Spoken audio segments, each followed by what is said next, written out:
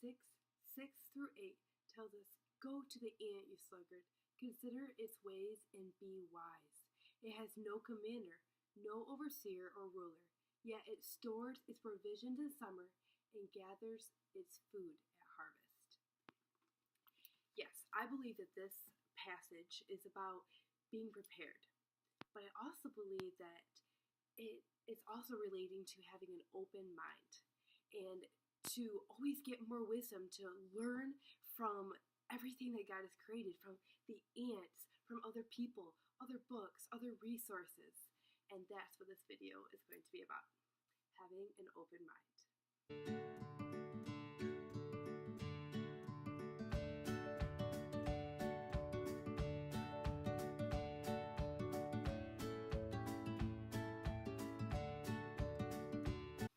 I've learned that being closed-minded is saying, I can't do it.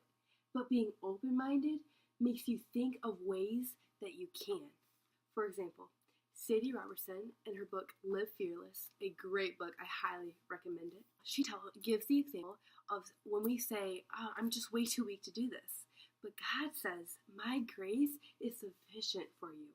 For my power is made perfect in weakness. 2 Corinthians 12:9. It's about having that open mindset. Like, for example, in sports, whether you run, you do anything to do with a ball, you're like, I'm just not good enough. I cannot do this. I'm not quick enough. I'm not fast enough. I don't make enough shots. I'm not a good ball handler.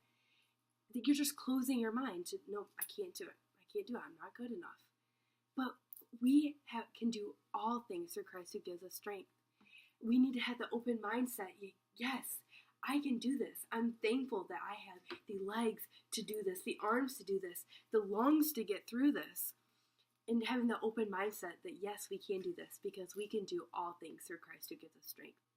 Dweck says, I divide the world into learners and non-learners. One of my teachers in personal finance, he told me that in life, and especially in a small town, we label people. So we see this person and we study them for a little bit, probably judging them. We're like, okay, here's their pros, here's their cons, here's what they're good at, here's what they're bad at, here's what they do, here's who they say they are. We wrap that up and we close our mind and let it go. We let them go on their way, we go on our way. They're here, we're there. We close our mind to that friendship, that relationship, to how they were. And I learned that it's biblical and godly to not close them out, to have an open mind to them, to seek for their full potential, and to love them. I've learned that the greatest commandment is love. But have you really thought about it? Have you really thought of how many times you've closed someone out because you just felt that was the only way you could love them? Or you close them out because you just can't handle them anymore. You can't handle how they hurt you, how they betrayed you, how they gossip about you. It's all about love.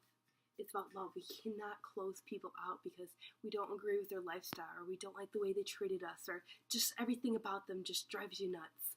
1 Peter 4:8 says, above all, keep loving one another earnestly, since love covers a multitude of sins.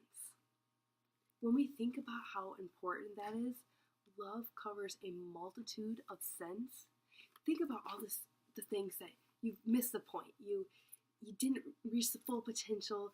You missed the mark. You sinned. You made a mistake. Love covers all of that. And we know love because God is love, which leads us to the next verse that says, Beloved, let us love one another. For love is from God, and whoever loves has been born of God and knows God. 1 John 4:7. God is love, and if we want to model Christ, which is what we should do as a Christian, we need to love as well. We can't close our mind to people because everything they do just drives you nuts. We're called to love them. And yes, I do agree with loving from a distance, but sometimes don't take just the easy way out by ignoring them and avoiding them. It's about loving them. After all, the greatest commandment is to love. Now, you might ask, what is love? What do you really mean by saying you need to love the person? Well, 1 Corinthians gives a good example of what love is. Love is patient, love is kind. It does not envy, it does not boast, it is not proud. It does not dishonor others, it is not self-seeking, it is not easily angered. It keeps no record of wrongs. Love does not delight in evil, but rejoices with the truth. It always protects, always trusts, always hopes, and always perseveres. Love is not being easily angered because of someone. Yes, it doesn't say that you never can get angry. You're going to get angry. We're human. But it's about loving them through it, through the struggle, through the pain, no matter how many times they betrayed you, ridiculed you, destroyed your reputation. We're called to love them. And that is our greatest testimony and proof that we are a Christian.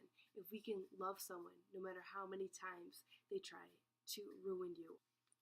1 John 4:8 tells us that anyone who does not love does not know God. That is really deep.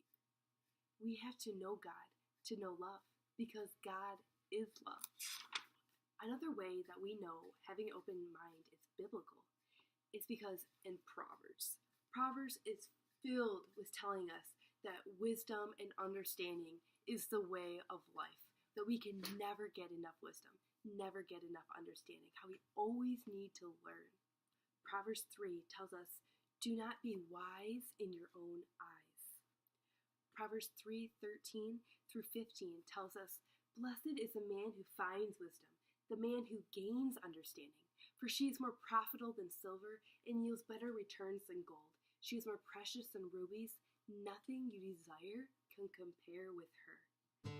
In Proverbs 4:1 it says, pay attention, gain understanding. In Proverbs 4:5, get wisdom, get understanding. In Proverbs 4:7 it says, wisdom is supreme. Therefore, get wisdom. Though it costs all you have, get understanding. It's so important to not just close your mind because you don't understand or because you believe you're not good enough. You must have confidence in yourself that with through hard work and extra studying and perseverance and endurance that you will understand something better. Just like in math class where you just want to cry because it's just so hard, and no matter how much time you spend with the teacher, you're just not understanding how you're supposed to do it. Or when you're in a friendship and you're doing everything you can to hold this person and you together, but they really could care less and they aren't putting the effort in either. Love wins. We are called to love. It is the greatest commandment. Don't close your mind when you feel you're not good enough in school. Don't close your mind in the relationship with someone because you just can't handle that person anymore. We're called to love, and we're called to gain better understanding and better knowledge in God's Word. We're called to study His Word and to never get enough of it. I have learned a lot lately about having an open mind. I am so guilty of closing people out, not believing in myself, not trying harder in the things that I love and the things that I don't love and I need to learn how to love. Having an open mind is so important, and I cannot put enough emphasis on it. So I encourage you guys, try this week to have more of an open mind, to gain more knowledge in the Bible. Read some books. When last year, if you told me to read a book, I would say, no way, I don't have enough time for that. But it's time to make time. It's time to learn and gain better understanding. It's time to find a book, get just so into it that you can't put it down because you want to gain more knowledge. You want to understand the Bible more. You want to understand how people got to where they are.